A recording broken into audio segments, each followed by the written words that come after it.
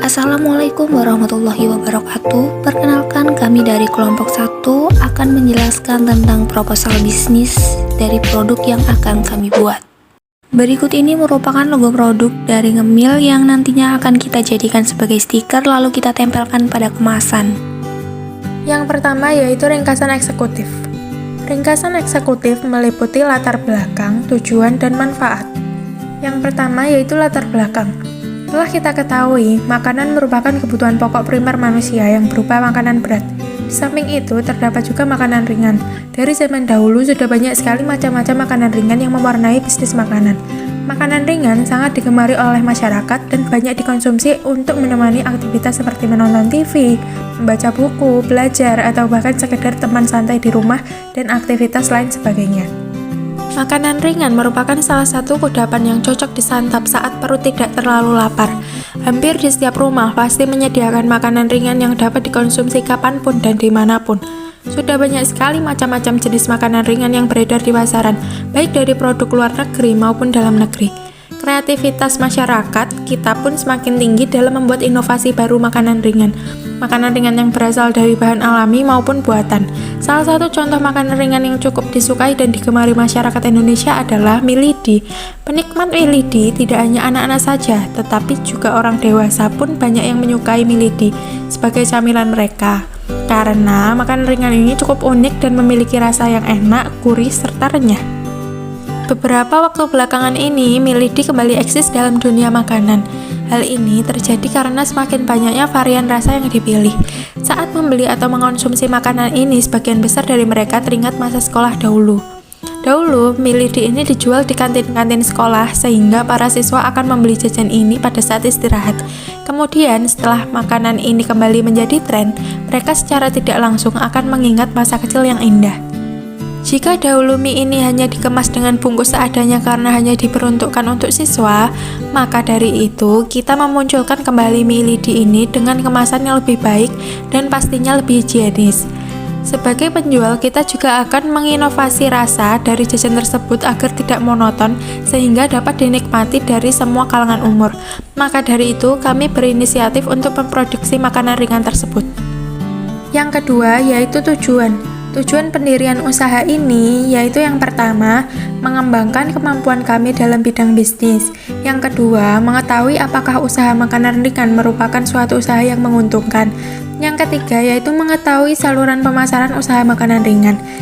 Selanjutnya yaitu tujuan pembuatan proposal. Proposal ini bertujuan untuk tugas mata kuliah entrepreneurship.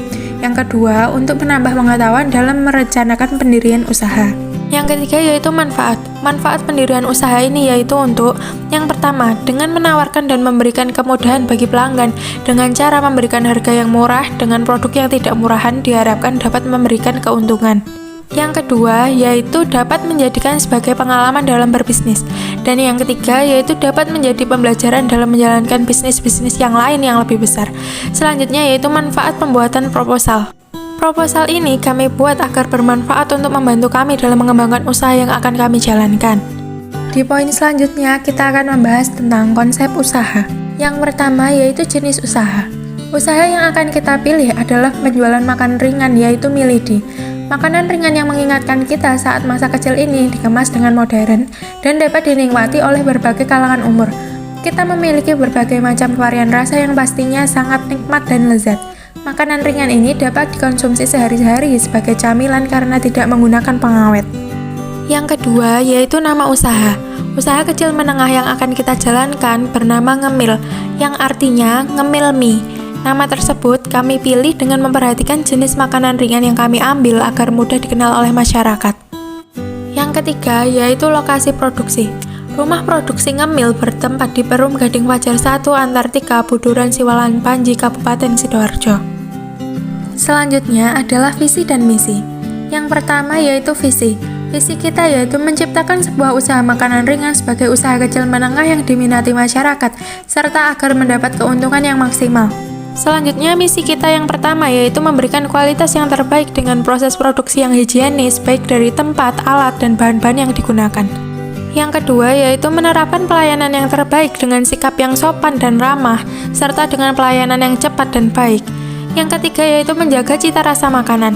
Dan yang keempat, dengan rasa yang khas dan harga yang terjangkau diharapkan memuaskan konsumen. Poin ketiga yaitu gambaran pasar. Yang pertama yaitu segmentasi pasar. Usaha yang akan kami jalani ini mengarah pada segmentasi pasar umum. Siapapun dapat menikmati produk kami, mulai dari kalangan atas, menengah, maupun bawah tanpa ada batasan umur. Tetapi segmentasi pasar kami lebih spesifik mengarah ke pasar anak muda, di mana anak muda dominan lebih cenderung tertarik pada makanan camilan. Oleh karena itu, diharapkan usaha ini mampu meraih pasar seluas-luasnya, tidak hanya pada pasar anak muda, dan menjadi makanan camilan favorit bagi konsumen. Yang kedua yaitu tren perkembangan pasar. Saat ini, pertumbuhan ekonomi sangatlah berdampak pada hasil penjualan barang maupun jasa yang ditawarkan. Apabila perkembangan ekonomi suatu negara baik, maka permintaan masyarakat akan barang atau jasa menjadi lebih tinggi dibandingkan dengan pertumbuhan ekonomi yang buruk. Dari sini dapat disimpulkan bahwa tren penjualan akan meningkat seiring dengan peningkatan ekonomi suatu negara. Dari yang kami lihat, perkembangan pasar kuliner tumbuh cepat seiring dengan bertambahnya jumlah dan minat konsumen. Oleh karena itu, usaha ngemil ini kami ciptakan sebaik mungkin agar mengikuti perkembangan tren masa kini. Yang ketiga yaitu wilayah pemasaran. Untuk rencana pemasaran sementara, bisnis kami ini akan dipasarkan melalui media sosial seperti Instagram, Facebook, dan online shop Shopee. Produk kami termasuk ke dalam makanan yang bisa tahan lumayan lama. Jadi, menurut kami, jika produk kami dijual di media sosial, bisa lebih luas menjangkau konsumen dan banyak pembeli karena sekarang anak muda lebih suka membeli secara online. Penjelasan selanjutnya yaitu tentang pemasaran produk. Yang pertama yaitu strategi pemasaran. Kita menggunakan 6 strategi pemasaran. Yang pertama yaitu menetapkan harga yang relatif lebih murah agar semua masyarakat dapat menjangkaukannya. Yang kedua, melakukan pelayanan yang terbaik. Yang ketiga, memenuhi kepuasan dan permintaan konsumen. Yang keempat, promosi melalui sosial media. Yang kelima, promosi dari mulut ke mulut yang dilakukan oleh konsumen yang pernah mengkonsumsi produk kami. Dan yang terakhir yaitu sistem penjualan yang digunakan dalam produk penjualan ini adalah secara online, lewat sosial media, serta menerima pesanan secara langsung. Poin yang kedua yaitu langkah promosi. Untuk menarik minat konsumen agar membeli produk yang kami tawarkan, kita menggunakan 3 langkah promosi. Yang pertama yaitu membuat kemasan yang menarik, memasang harga yang terjangkau, dan yang terakhir kita memiliki berbagai varian macam rasa. Yang ketiga yaitu sistem distribusi. Pendistribusian produk yang akan kita lakukan yaitu menitipkan produk di suatu toko atau warung, dan yang kedua yaitu dengan cara membuka reseller. Poin yang terakhir yaitu analisis operasional. Rencana produksi yang akan kami jalankan yaitu yang pertama adalah desain produk dengan membuat produk terlihat semenarik mungkin. Selanjutnya yaitu pengawasan kualitas dengan mengontrol setiap produk yang diproduksi. Selanjutnya adalah pelayanan prima berupa pengemasan produk yang aman dan juga memberikan fasilitas pembayaran melalui berbagai macam metode pembayaran. Dan yang terakhir adalah memberikan diskon satu produk secara gratis dengan minimal pembelian 10 pieces. Selanjutnya yaitu operasi usaha yang memiliki 3 poin. Yang pertama yaitu operasi pasar. Bahan baku yang kita gunakan berasal dari supplier dari Lamongan karena harganya lebih murah daripada supplier dari wilayah yang lainnya.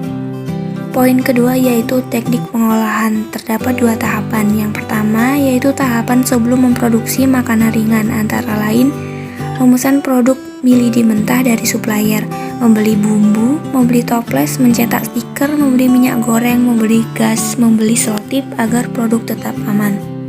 Tahapan kedua yaitu setelah bahan yang dibutuhkan tersedia. Yang pertama, cuci toples dengan air panas dan keringkan. Kedua, panaskan minyak dalam wajan yang telah disediakan. Ketiga, masukkan mie lidi mentah pada minyak yang sudah panas dengan api yang kecil. Keempat, siapkan wadah yang sudah dilapisi tisu atau koran untuk meniriskan produk yang sudah matang. Kelima, bolak-balik mie lidi kurang lebih 2 hingga 3 menit agar matang sempurna. Yang keenam, angkat dan tiriskan pada wadah yang sudah disediakan. Yang ketujuh, setelah minyak sudah meresap, masukkan produk mie lidi yang sudah matang sesuai takaran ke dalam toples kemasan. Yang kedelapan, masukkan bumbu yang diinginkan kurang lebih 1 hingga 2 sendok makan atau sesuai kebutuhan. Kesembilan, tutup dan kocok toples agar bumbu merata. Yang ke-10, sterilkan bagian luar toples. Ke-11, tempelkan stiker. Ke-12, pasang selotip. Dan yang terakhir, produk siap dipasarkan. Dan poin yang terakhir yaitu kemungkinan penerapan sistem baru dan pengembangan lokasi baru. Untuk saat ini tidak ada kemungkinan penerapan sistem baru dan pengembangan lokasi baru, dikarenakan untuk metode pemasaran yang kami gunakan yaitu dengan cara menjual produk di media sosial. Jadi kemungkinan membuka hanya melalui online shop. Pembahasan selanjutnya mengenai manajemen sumber daya manusia. Yang pertama, analisis kompetensi SDM. Bisnis ini membutuhkan sumber daya manusia yang memiliki keterampilan skill, aktif, dan memiliki kepribadian yang ramah dan menyenangkan. Yang kedua yaitu kebutuhan SDM. Kita membutuhkan 1 orang kepala usaha, 1 orang sekretaris, 3 orang staf produksi, dan 1 orang staf pemasaran. Yang ketiga yaitu pengembangan SDM. Untuk pengembangan SDM yang kami lakukan adalah yang pertama, memberikan fasilitas bagi hasil kepada setiap anggota produksi sesuai pendapatan yang diperoleh setiap bulan. Yang kedua yaitu libur pada hari besar. Dan yang terakhir yaitu penciptaan suasana kerja yang nyaman dan santai namun serius. Selanjutnya, perencanaan keuangan. Yang pertama ada modal. Jumlah biaya yang diperlukan untuk membuat 12 produk yaitu berikut rinciannya. Mie lidi mentah 1 kg harga Rp12.000, bumbu 1 pak harga Rp5.000, toples 1 lusin harga Rp25.000, selotip 1 buah harga Rp3.000, stiker 1 lembar harga Rp4.000, minyak 1 liter harga Rp13.000, gas 3 kg harga Rp18.000, biaya tenaga kerja per produksi harga Rp15.000, jumlah total keseluruhan biaya yaitu Rp95.000. Yang kedua, harga produk. Harga jual sama dengan modal ditambah modal dikalikan dengan persentase laba. Untuk modalnya sendiri yaitu Rp95.000 dan untuk modal dikalikan persentase laba yaitu Rp95.000 dikalikan 20% sama dengan Rp19.000. Jadi untuk harga jualnya Rp114.000 dan dibagi menjadi 12 produk menjadi Rp9.500. Yang ketiga, perhitungan keuntungan. Keuntungan sama dengan harga jual dikurangi dengan harga beli. Harga jual sendiri Rp114.000 dikurangi harga beli Rp95.000 sama dengan Rp19.000 per produksi 12 produk. Yang selanjutnya, manajemen resiko. Secara keseluruhan, dalam membangun bisnis pasti memiliki resiko. Begitu pula dengan bisnis yang akan kita kelola. Resiko yang mungkin terjadi antara lain, yang pertama, banyaknya pesaing yang sudah melakukan bisnis serupa. Solusinya yaitu menambah dan mengkreasikan makanan ringan yang kami buat sehingga tidak monoton. Yang kedua, harga bahan baku kurang stabil. Solusinya, membeli bahan baku kepada supplier yang telah kita pilih agar harga dapat kita negosiasikan. Yang terakhir, lampiran dari bisnis plan. Terdapat struktur pengelola bisnis.